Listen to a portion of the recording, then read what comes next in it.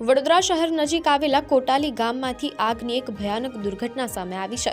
અહીં ગત રોજ સાંજના સમયે એક ફરાઝખાનાના ગોડાઉનમાં અચાનક ભીષણ આગ ફાટી નીકળી હતી। જોતજોતામાં આગે એટલું વિકરાળ સ્વરૂપ ધારણ કરી લીધું કે તેના ધુમાડાના કાળા ડિબાંગ ગોટે ગોટા દૂર દૂર સુધી આકાશમાં જોવા મળ્યા હતા, જેને પગલે સ્થાનિક ગ્રામજનોમાં ભારે ભય અને અફરાતફરીનો માહોલ સર્જાયો હતો।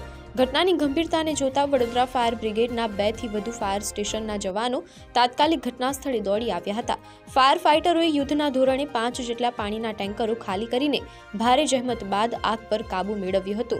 જો કે આગ એટલી તીવ્ર હતી કે ફાયર ટીમ કાબુ મેળવે તે પહેલા જ ગોડાઉનમાં રાખેલો લાખો રૂપિયાનો ફરાઝખાનાનો તમામ સામાન બળીને રાખ થઈ ગયો હતો। સદનસીબે આ ભીષણ અકસ્માતમાં કોઈ જાનહાનિ થઈ નથી। પ્રાથમિક તપાસમાં આગ લાગવાનું કારણ શોર્ટ સર્કિટ હોવાનું બહાર આવ્યું છે, જ્યારે આ દુર્ઘટનામાં લાખો રૂપિયાનું મોટું આર્થિક નુકસાન થયું હોવાનો અંદાજ છે।